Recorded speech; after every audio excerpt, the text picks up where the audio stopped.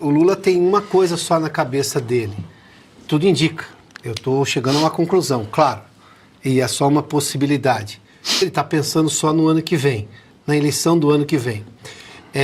Ele está ganhando, e deixa eu só colocar uma segunda pergunta que o Lucas colocou. O Brasil tem que sair do BRICS, porque este assunto, que era impensável até pouco tempo atrás, mesmo com essas adesões esquisitas, né, que se tornou um discurso anti-americano, mofado dos anos 70 do século passado, ninguém tocava na possibilidade do Brasil sair do BRICS. Agora sim, houve gente do próprio governo que sugeriu essa possibilidade internamente.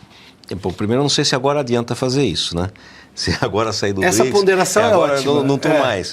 Mas assim, o Lucas colocou tantas coisas interessantes que eu acho que eu posso começar de onde ele parou, de onde ele... de insights que ele teve muito interessantes.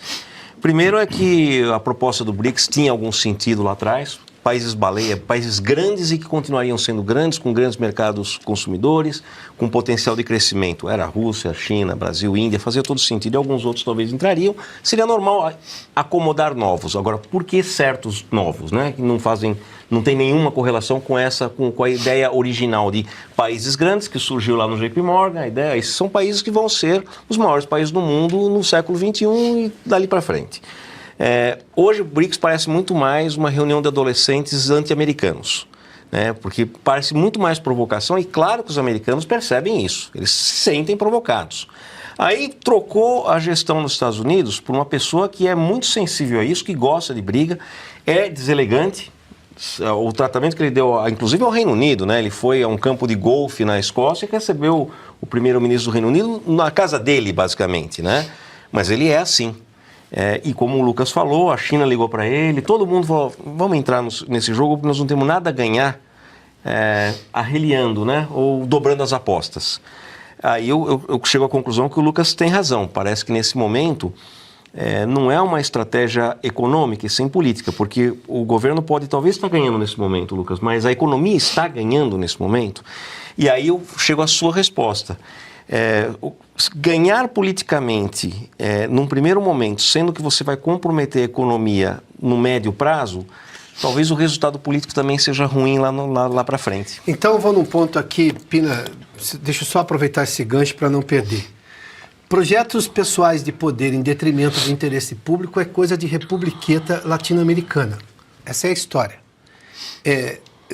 O Brasil hoje está sendo tratado de alguma maneira pelo Trump, até porque hoje nós temos um descalabro institucional como nunca antes visto. O que os americanos acusam naqueles primeiros 2 parágrafos dessa carta do 9 de julho, nós brasileiros sabemos que é verdade, esse é o ponto. Eu não tenho hoje divisão de poderes no Brasil, lamentavelmente, embora a Constituição determine que deveríamos ter. Eu não tenho hoje julgamentos justos, não temos, é básico reconhecer isso daí. Eu tenho sim perseguições políticas baseadas num critério de oposição, de situação contra oposição. E claro, a situação leva vantagem porque tem a caneta e o poder na mão. Eu tenho sim um consórcio de poder entre o Supremo e o Executivo. O que fica difícil explicar que não posso fazer nada em relação ao Supremo. Talvez, se não tivesse esticado a corda, como o Lucas mencionou há pouco, lá naquela reunião do BRICS, eu conseguiria, digamos, separar essas coisas e conseguir tempos diferentes para a solução desse ou daquele problema. Não afetaria a questão comercial, a vida conseguiria e aos poucos iam se...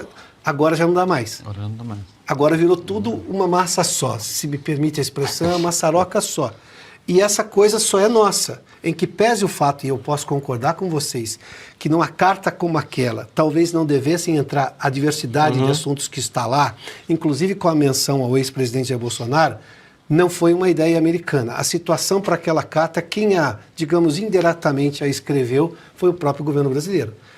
O Lula disse que a volta do Trump, isso não é o que se faz em diplomacia, seria a volta do fascismo e do nazismo com outra cara. Primeiro que isso aí é a soberania do outro país. Ele interferiu nas eleições agora, recentemente na Argentina. Foi da guarida agora, inclusive, por uma condenada por corrupção na Argentina. Recebeu agora, com o avião da FAB, foi buscar uma uma condenada por corrupção, mulher do ex-presidente peruano.